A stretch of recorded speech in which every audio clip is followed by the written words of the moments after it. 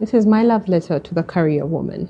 A great teacher once said, "The richest place on earth is the cemetery." Buried in the cemetery are books that were never written, music we never heard, paintings no one ever seen.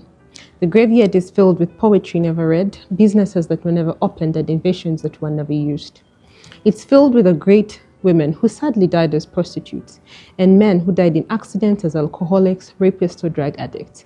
I mean, it's a very rich place. Dr. Myles Munroe.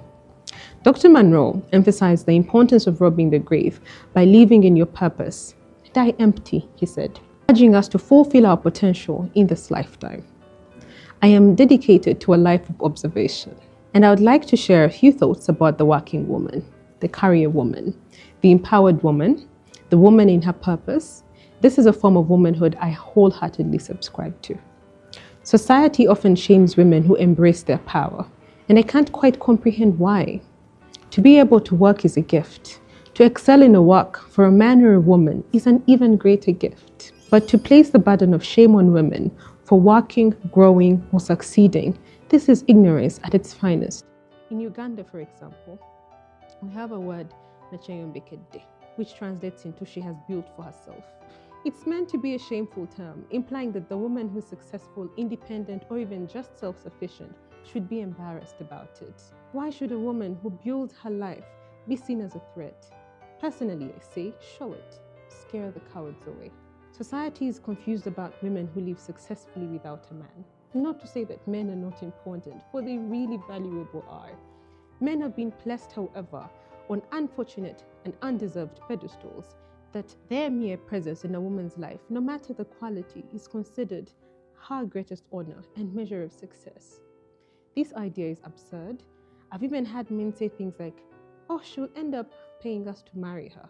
I find this very amusing because it's usually the men who have no plans and unpaid rent, assuming that a successful woman would beg them to marry her.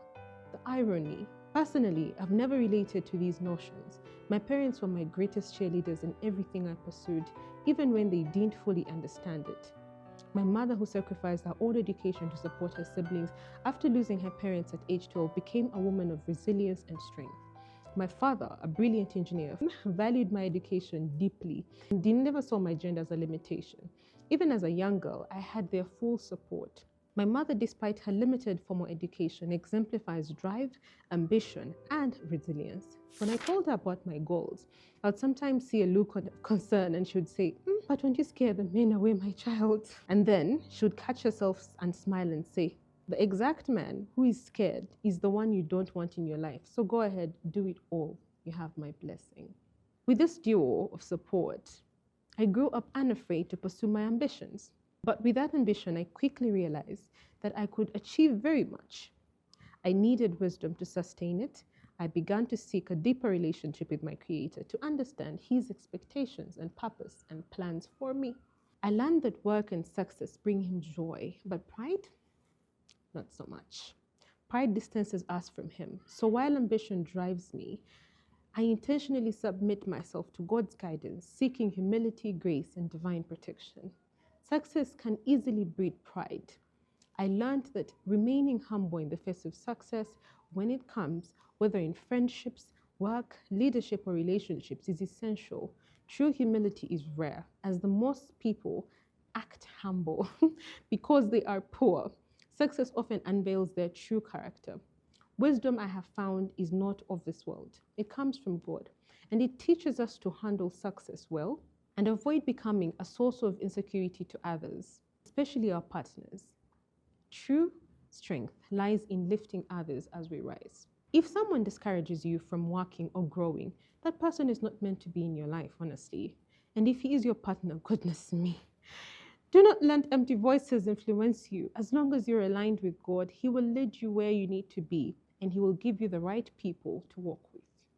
Remember, putting your life on hold in search for a husband is misguided. Keep moving. The right ones will keep the pace with you.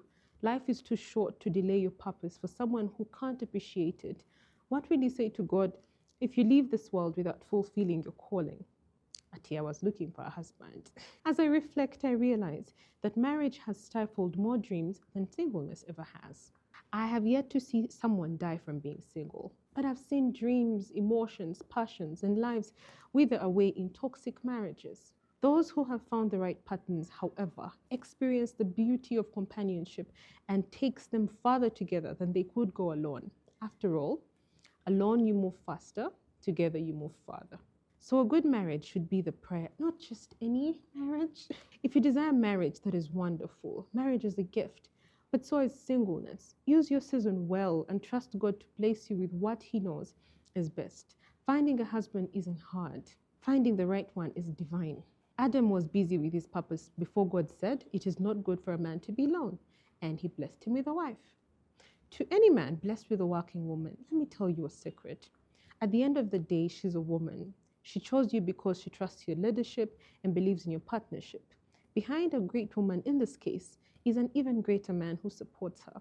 Take care of her, listen to her, and let her be the light as she is, without feeling threatened, because her light doesn't dim yours, only makes it brighter. Remember Lapidoth. Financially, she may have more or has achieved more success in her career, but remember, a true partnership is based on mutual respect and support. Flowers, kindness, understanding, these matter more than you realize. There is one certainty in life, and it's death. And when the day comes, I hope we can all say that we left nothing unpursued, die empty. That's it.